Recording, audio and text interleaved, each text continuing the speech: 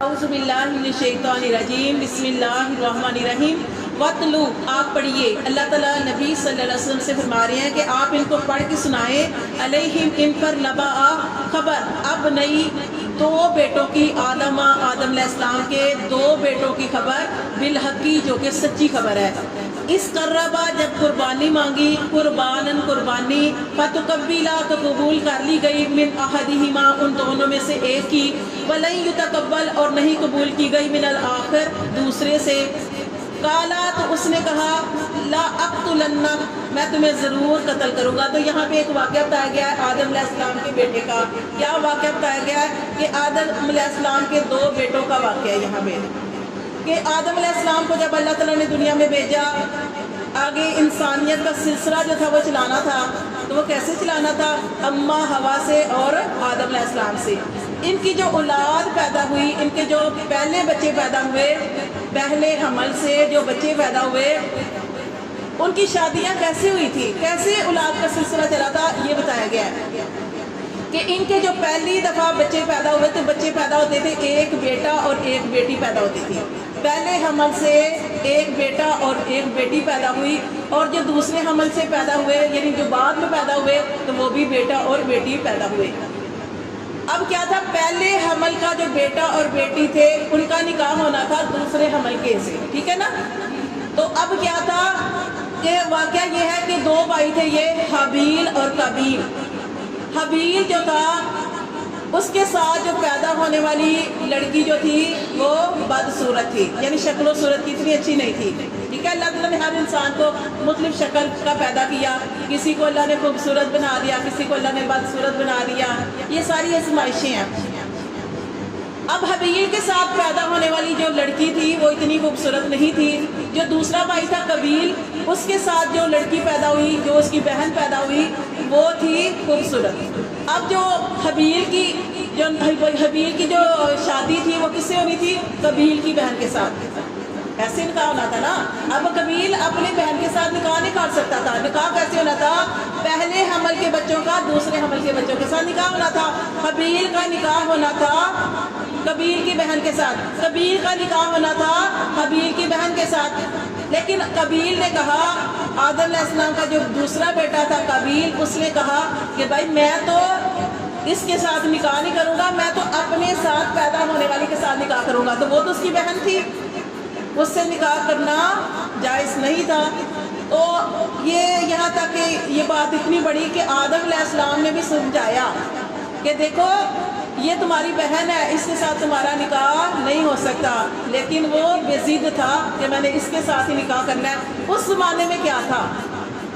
اس زمانے میں یہ تھا ہم قرآن مجید میں پڑھ بھی چکے ہیں کہ پہلے انبیاء کو کیا تھا کہ کوئی بھی نیاز پیش کرنی ہوتی تھی کوئی بھی نیاز قربانی پیش کرنی ہوتی تھی اس کو پہاڑ کے اوپر رکھتے تھے، پہاڑ کے اوپر رکھتے تھے، ایک آسمان سے آگ آتی تھی جس کی قربانی قبول ہو رہی ہوتی تھی، آگ آ کے اس چیز کو کھا جاتی تھی تو سمجھا جاتا تھا کہ اس کی قربانی قبول ہو گئی، ٹھیک ہے؟ یہ اس چیز کی نشانی تھی کہ یہ اس کی قربانی قبول ہو گئی۔ اب آدم علیہ السلام نے بھی بڑا سمجھایا اپنے بیٹے کو بیٹا کہ تمہارا اس کے ساتھ نکاح نہیں ہو سکتا، لیکن بیٹا جو تھا وہ بضد تھا۔ پھر ان کو کیا بتایا گیا ان کے بیٹے کو کیا بتایا گیا بلکہ دونوں بیٹوں کو کہا گیا کہ دونوں قربانی پیش کرو اللہ کی بارگاہ میں، جس کی قربانی اللہ نے قبول کر لی وہی نکاح کرے گا اس کے ساتھ، ٹھیک ہے؟ وہی حق پہ ہے۔ اب یہ دونوں بھائیوں نے قربانی پیش کی، کیا پیش کیا اس کے بارے میں روایت میں آتا ہے کہ حابیل جو تھا وہ حق پہ تھا۔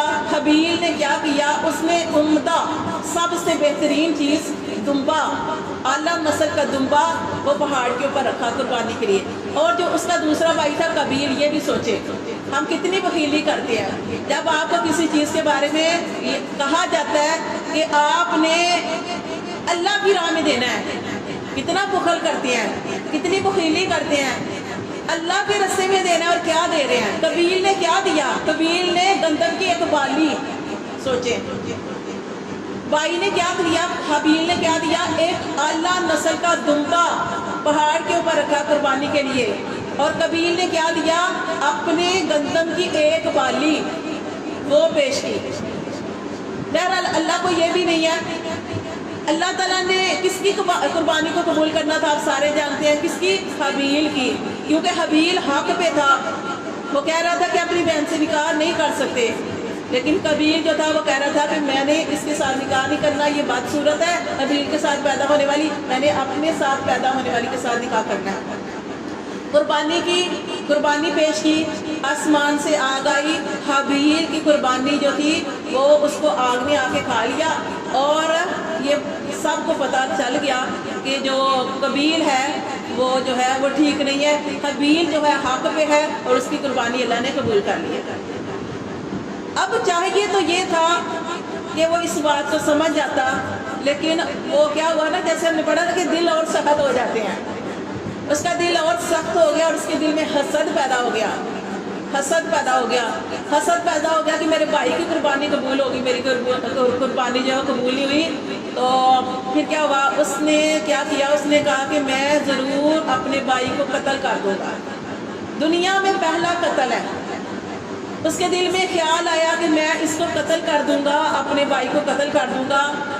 آگے اس کے اندر ہی واقعہ پڑھتے ہیں پھر تو دیکھیں یہاں پہ یہی بتایا گیا ہے کہ آدم علیہ السلام کے بیٹوں کی سچی خبر اس کروا جب قربانی مانگی، قربانی فتقبلا قبول ہو گئی، من احدہما ان دونوں میں سے ایک کی، ولن یتقبل اور نہیں قبول ہوئی، من الآخر دوسرے کی، قالا جس کی قربانی قبول نہیں ہوئی وہ کون تھا؟ قابیل۔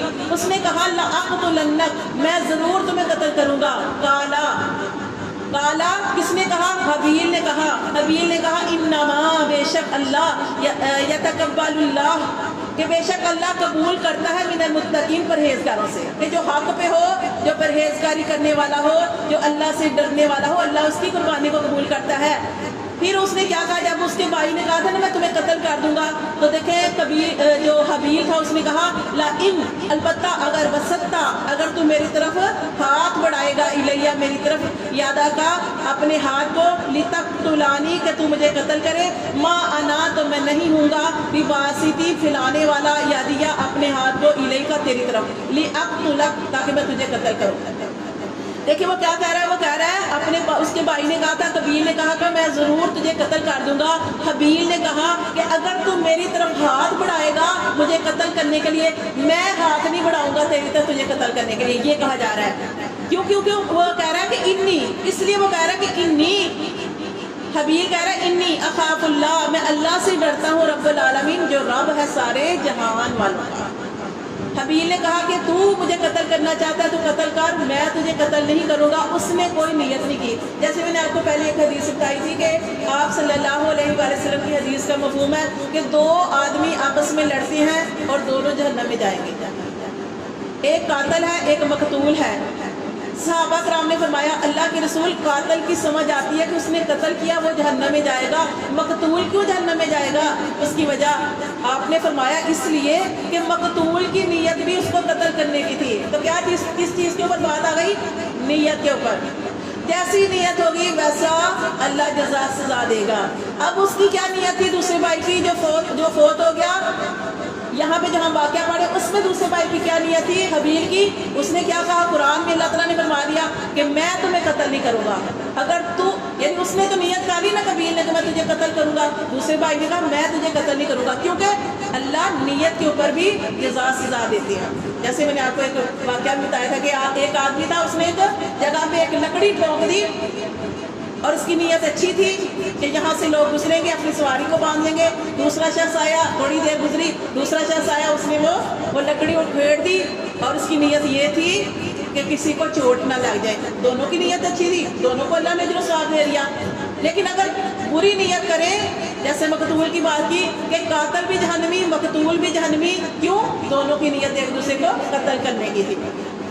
تو یہاں پہ حابیل کہہ رہا ہے کہ میں تمہیں قتل نہیں کروں گا کیونکہ میں اللہ سے ڈرتا ہوں۔ پھر اس نے آگے مزید کہا کہ انی اریدو میں چاہتا ہوں ان تبوء کہ تو حاصل کر لے بھی اسمی میرا گناہ و اسمی کا اور اپنا گناہ، فتکونا پس تو ہو جائے من اصحاب النار دوزخ والوں میں سے، وذالک اور یہی جزاء الظالمین بدلہ ہے ظالموں کا۔ اب اس نے کیا کیا؟ اپنے بھائی کو قتل کر دیا۔ اس نے قابیل نے حابیل کو قتل کر دیا، کس وجہ سے؟ تھا تو بھائی ہم پڑھے ہیں کہ بھائی کیا ہوتا ہے؟ خیر خواہی کرنے والا۔ اس نے کتنا سوچا ہوگا پہلے کہ اچھا میں اپنے بھائی کو قتل کروں، کیونکہ انسان کے اندر ایک چیز ہے، وہ اس کا ضمیر ہے. جب اللہ تعالیٰ نے انسان کو بنایا، اللہ نے انسان کے اندر اس کی ایک ضمیر بھی رکھا ہے. وہ برائی پہ انسان کو ملامت کرتا ہے. جب انسان کوئی غلط کام کرنے لگتا ہے، ضمیر اس کو کہتا ہے کہ تو غلط کر رہا ہے. لیکن اس کے ساتھ اللہ نے ایک اور چیز ہمارے ساتھ لگا دی، وہ شیطان ہے. اب انسان لڑتا ہے اپنے نفس کے ساتھ تو کیا ہوتا ہے؟ شیطان غالب آ جاتا ہے. اب اس کے بھائی کے ساتھ بھی ایسا ہوا. اس نے سوچا ہوگا کہ میرا بھائی ہے، نہیں میں اس کے ساتھ ایسا معاملہ نہیں کرتا. لیکن کیا ہوا؟ اس نے اپنے ضمیر کی آواز کو دبا دیا اور شیطان کا غلبہ اس کے اوپر ہو گیا. اس نے شیطان کی بات جو تھی وہ مان لی اور شیطان کی باتوں میں آ کے اس نے اپنے بھائی کو قتل کر دیا. دیکھیں یہاں پہ کہا جا رہا ہے فتوعت، امادہ کیا لہو اس کو، نفسہ اس کے نفس نے. یہ ہمارا نفس جو ہے نا، یہ برے کام کرواتا ہے. اس کے بھائی کو فتوعت امادہ کیا لہو اس کو، نفسہ اس کے نفس نے، قتل اخی اپنے بھائی کا قتل کرنے پر امادہ کیا. فقتلہ اس نے اس کو قتل کر دیا. فاصبح پس وہ ہو گیا من الخاسرین نقصان اٹھانے والوں میں سے. اب قتل کر دیا. قتل کرنے کے بعد سوچ رہا اب کیا کروں؟ اب میں اس کو دوسروں کو بتاتا ہوں تو یہ میرے لیے رسوائی ہے کہ اپنے بھائی کو قتل کر دیا. اب وہ سوچ رہا ہے، لاش آگے پڑی ہے، سوچ رہا ہے کہ کیا کروں. اب زمین کے اندر اس وقت یہ سب سے پہلا قتل ہوا تھا. ایک بھائی نے دوسرے بھائی کو مار ڈالا، وجہ حسد. اللہ فرماتے ہیں وہ سوچ رہا ہے کہ اب کیا کروں، اسے کچھ سمجھ نہیں آ رہی کہ اس لاش کو میں نے کیا کرنا ہے. اللہ نے ایک کوے کو بھیج دیا. اللہ نے کوے کو بھیج دیا. کوے نے اسے سکھایا کیا؟ فبعث اللہ، بھیجا اللہ نے ایک غرابی، ایک کوا بھیجا. یبحث وہ قریدنے لگا فی الارض زمین. کوا بھیجا، کوا آیا. کوے نے کیا کیا؟ کوے نے ایک کوا دوسرے کوے سے لڑا، کوے نے کوے کو مار دیا. جب مار دیا، اللہ نے اسے سکھانا تھا نا کہ لاش کا کیا کرنا ہے. کوے نے کوے کو مار دیا. مارنے کے بعد کوے نے کیا کیا؟ اپنی چونچ کے ساتھ زمین جو تھا وہ کھودنے لگا. گڑھا وہ جو ہوتا ہے نا تھوڑا سا، وہ نکالا. اس کے اندر اس نے اس کوے کو ڈالا اور اوپر سے مٹی ڈالنے لگا. یہ تھا. تو یہ فبعث اللہ غرابی، بھیجا اللہ نے ایک کوا. یبحث وہ کھودنے لگا، قریدنے لگا فی الارض زمین. لیوریہ تاکہ اسے بتائے، اسے دکھائے. کیف یواری کہ کیسے چھپانا ہے. سوءۃ اخی کیسے چھپائے اپنے بھائی کی لاش. جب اس نے یہ سارا کچھ دیکھا تو اس نے کیا کہا؟ قالا کہا اس نے، قبیل نے، یا ویلتا ہائے افسوس مجھ پر، اعجزت ان اکونا کہ میں نہ ہو سکا، مثل ھذا الغرابی اس کوے کی مانند بھی نہ ہو سکا. واریہ کہ میں چھپاتا، سوءۃ اخی اپنے بھائی کی لاش، میں تو اس کوے کے برابر بھی نہ ہو سکا کہ میں اپنے بھائی کی لاش چھپاتا. فاصبح بس وہ ہو گیا من النادمین شرم ساروں میں سے. کوے نے سکھایا. اب بہت ساری چیزیں ہم جانوروں سے سیکھتے ہیں. آپ نے دیکھا پرندے جو صبح اٹھ کے اللہ کی تسبیح کرتے ہیں، ٹھیک ہے، یہ ہم پرندوں سے سیکھتے ہیں. اور کیا اب دیکھیں مرغا یا مرغی پانی پیتے ہیں، کیسے پانی پیتے ہیں؟ پانی پیتے ہیں اور ایسے سر کو اونچا کر کے اللہ کا شکر. یہ پرندوں سے سیکھ لی کافی چیزیں. کچھ پرندے آپ نے دیکھا اپنے گھر کا ایک ایک تنکا اکٹھا کر کے گھر بناتے ہیں. یہ ساری چیزیں گھر بنانا، یہ ساری بہت ساری چیزیں انسان نے پرندوں سے، ہاں جی، پرندوں سے سیکھی. کیسے؟ صبح سویرے. توکل کہاں سے سیکھا؟ پڑھتے ہیں آپ، توکل کہاں سے؟ اللہ تعالیٰ فرماتے ہیں توکل سیکھو. کس سے سیکھنا ہے؟ پرندوں سے. خالی پیٹ، کچھ بھی نہیں ہوتا ان کے پاس، کوئی ذخیرہ نہیں کیا ہوتا. پرندے خالی پیٹ اپنے گھروں سے نکلتے ہیں اور شام کو پورے ٹائم پر، مغرب کے ٹائم، یقین کریں وہ اپنے گھروں میں واپس لوٹ آتے ہیں اور کچھ بھی اپنے ساتھ نہیں لاتے. توکل سیکھنا ہے، ان سے سیکھو. آپ کہتے ہیں ذخیرہ کر لیں. ہو سکتا ہے ہمارے پاس ہم لالچ کر کے کسی کا حق مار کے ہم اکٹھا کر کے رکھیں، وہ ایک دم مصیبت آئے تو سارا لگ جائے. نہیں، ہاں اگر آپ کے پاس ہے خرچ بھی کریں، اللہ کے راستے میں بھی لگائیں، سیف بھی کریں، کوئی ایسا مسئلہ نہیں ہے، وہ بھی کریں آپ. لیکن یہ نہیں کہ آپ نے ہلاک نہیں ہونا کہ میں نے پیسے جمع کرنے ہیں. آپ کی ضروریات پوری ہو رہی ہیں، آپ کے پاس آپ کو کھانے، آج کل اتنی مہنگائی کا دور ہے، اچھا کھانے پینے کے لیے مل رہا ہے. یقین کریں آج میں کتنا وہ شکر کر رہی تھی نا، ہم اپنے شوہروں سے کہہ دیتے ہیں کہ ہمیں بس یہ چاہیے تو وہ سارا کچھ لا دیتے ہیں. آج ہی میں گھر میں سوئی رہی تھی، میں کہہ رہی کہ ہم کتنے شکرے ہیں نا. یہ اللہ نے، ہم کہتے ہیں نا کہ اللہ تعالیٰ نے مرد کو 2 درجے تو دیے ہیں. لیکن اللہ نے مرد کی ڈیوٹی دیکھے کتنی لگائی ہے. وہ مرد ہمارے بیچارے ہمارے بھائی بیٹے شوہر جو کمائی کر کے لاتے ہیں ان کو پتہ کہ گھر کا سسٹم چلانا ہے. آپ دیکھیے عورت کتنی مشکل ہوتی ہے اگر عورت کو گھر سے باہر نکلنا پڑے, کتنی مشکلات پیش ہوتی ہیں.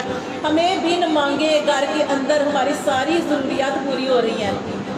دیکھیے تو اس کے بارے میں بھی نبی صلی اللہ علیہ وسلم نے ارشاد فرمایا وہ عورت حدیث کا مفہوم ہے جو اپنے گھر کے اندر ہے, اب نمازیں پڑھتی ہے, اگر روزے آگے روزے رکھتی ہے, اگر اس کے اوپر مال ہے سونا چاندی ہے اس میں سے زکوٰۃ دیتی ہے, اپنے شوہر کے پیچھے اپنی عزت کی حفاظت کرتی ہے, تو وہ جنتی عورت ہے. اس کے لیے جنت کے دروازے کھولے جاتے ہیں. ایک نماز کے بعد دوسری نماز کا انتظار کرتی ہے. یہ ہم کریں گے ہمارے لیے جنت ہے. مردوں کی بڑی سخت ڈیوٹی ہے. مردوں کو یہ اجر نہیں ہے. مردوں کی ڈیوٹی اس لیے سخت ہے کہ وہ اگر اللہ کی رضا کے لیے باہر جائیں گے, سرحدوں پہ جائیں گے, تب بھی ان کو اس کا ثواب ملے گا, ورنہ ہمیں تو گھر بیٹھے مل رہا ہے. تو ہمارے شوہر جو کمائیاں کر رہے ہیں اللہ تعالیٰ یعنی اور برکتیں ڈالے, وہ ہمیں دیکھیں کتنی آسانی سے ہمیں ساری چیزیں لا کے دیتی ہیں. ان کے اوپر ذمہ داری ہے معاش کی. تو دیکھیں یہاں پہ ہم یہ پڑھ رہے ہیں کہ اللہ تعالیٰ نے ہمیں جو چیزیں سیکھنے کے لیے ملی ہیں وہ پرندوں سے ملی ہیں. توکل, اس طرح کھانے پینے کا شکر, کہ کوئی بھی چیز اب اللہ کی نعمت کھاتے ہیں تو اللہ کا شکر ادا کرنا چاہیے کہ اللہ تیرا شکر ہے تو نے ہمیں بیٹھے ہوئے, اللہ تو نے بغیر مشقت کے, بے شک ہمارے شوہر کما رہے ہیں لیکن اللہ تعالیٰ ہمیں گھر میں ساری چیزیں آسانی سے دے رہی ہیں. کتنی عورتیں ہیں جو لوگوں کے گھر گھر کے جا کے چکر لگا کے تو 5-10 روپے کے لیے باہر نکلتی ہیں. کتنی ایسی عورتیں ہیں بیچاری کہ دیکھیں وہ بھی ہمارے جیسی عورتیں ہیں, لوگوں کے گھروں میں کام کرتی ہیں. تو ہمیں آسانی سے اللہ تعالیٰ دے رہا ہے تو اس بات اللہ کا شکر ادا کرنا چاہیے. پھر آگے دیکھیں اللہ تعالیٰ فرماتے ہیں من اجلی ذالکا, اس سبب سے کتابنا, اس وجہ سے کتابنا ہم نے فرض کر دیا اللہ بنی اسرائیل, بنی اسرائیل پر, انہو کہ بے شک وہ, من قتل جس نے قتل کیا, نفسن ایک جان کو, بغیر نفس بغیر نفس کے یعنی بغیر قصور کے کسی کو مار دیا, او فساد یا فساد کیا, فی الارض زمین میں, فکأنما تو گویا کہ قتل الناس جمیعا اس نے قتل کر دیا ساری انسانیت کو. اب سوچیں کہ جو برائی کو ایجاد کرتا ہے, جو برائی کو ایجاد کرتا ہے, ساری حدیث میں کیا تھا, حدیث کا مفہوم ہے روایت بیان کاری کے یہ جو قتل ہوا تھا نا, قبیل نے قتل کیا تھا, اس کے بعد جتنے بھی قتل ہوئے ساری قیامت تک جتنے بھی قتل ہوتے رہیں گے, ان سارے قتلوں کا گناہ آدم علیہ السلام کے اس بیٹے کو جاتا رہے گا, اس نے قتل ایجاد کیا.